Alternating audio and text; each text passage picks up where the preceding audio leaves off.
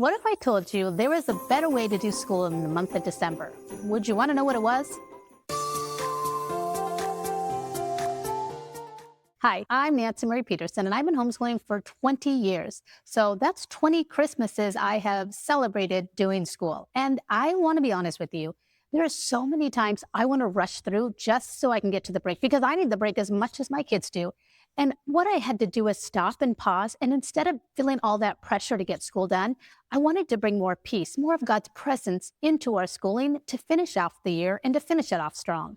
So I've created this list for you of things that you can do. I call it December school, where you still do your math and you still do maybe your language arts or a program that maybe you're already doing. So we still keep that intact, but we incorporate different pieces of, let me explain. So if I think about language arts, so these are different ways that you can incorporate the language arts into your December school.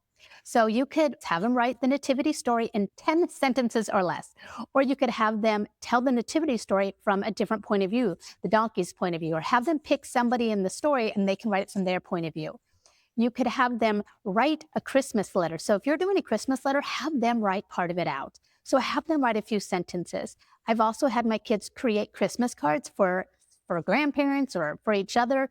And in the Christmas cards can also be art, but it's also writing, and have them write something, whether it's a poem in it, and you can incorporate different parts of language arts into that. A fun thing with the December school is you can do a lot of poetry. So it's easy and fun sometimes to do that in the month of December, because you can do snow poems, a haiku, you could do a silly poem. There's different ways that you can incorporate your language arts and mesh together with kind of the celebration of December. So let's talk about math. So how could you incorporate math? There's a few ways. You could have them budget. Like if you had $100 to spend or you had $50 to spend, what games, what toys, what's your top priority, and have them budget it out. What about taxes? What if it got shipped to you? And they would have to come up with that. Another way is by cooking. So often, doesn't make sense why they have to learn some of this math. So a fun way to do it is have them make a recipe and double the recipe. If they double the recipe, how much do they need? So it just makes math make more sense of why do I have to learn this? And then it's also yummy because they get to make cookies. I'm talking more of practicality. Like if you're going somewhere, like if you're going on a vacation and you're going a distance, like to grandma's house or to somewhere, have them figure out how many miles away is it and how long will it take them to get there and how fast do they drive to get there in that amount of time. So all those questions of math that they have to bring up, bring it back to life, of real life. When I think about social studies or geography, I love this during the holidays, and we've done this many years. So we have celebrated Christmas in different countries and how they celebrate Christmas. So I've got lots of different books on it that I'll read with my kids, and we'll talk about, and we'll celebrate the way they would celebrate it and eat the food maybe they would eat and bake maybe a cookie or a dessert or a meal that they would make. And it just makes Christmas a little more fun. So they're not just learning a different culture, but they're also incorporating that into their actual school. So it just kind of mushes it together and just makes it a little bit more fun. You can also talk about where Bethlehem was and how far they had to travel. So look on the map and see what does that really look like. You could map it out in your house and you could tape it off. This is Bethlehem. This is where they traveled. This is how far they went. Where did the wise men come from? Where do we think they came from? So it just kind of makes geography a little bit more exciting at this time of the year. I'm not a huge music homeschooling mama, but this is a great time because some of these traditional musicians are huge in the month of December. And so when you listen to Christmas music, you could talk about the different artists, the different composers, and how they really have brought such richness to just our lives through their music and their giftings and their talents that they share with us.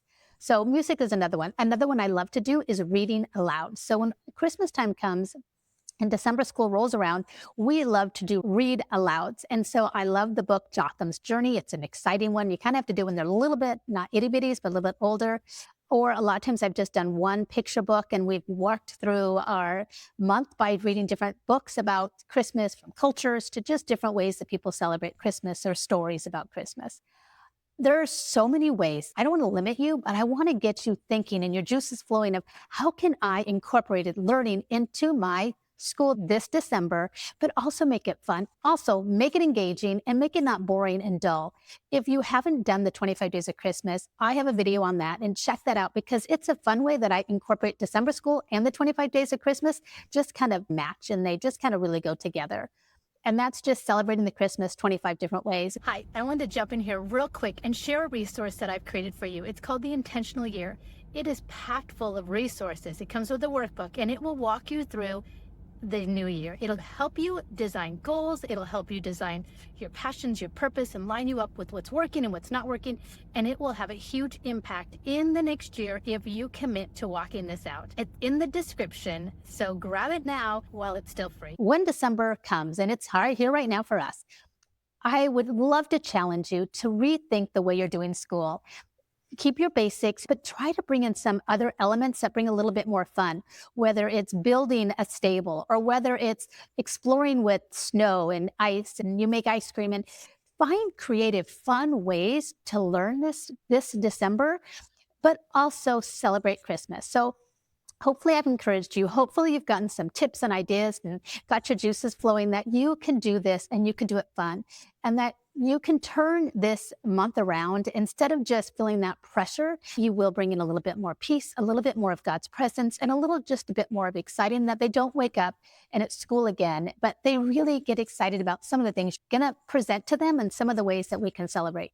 So hopefully that has helped you out, and hopefully you've got some ideas. And as always, stay intentional, and I will see you next time. Bye.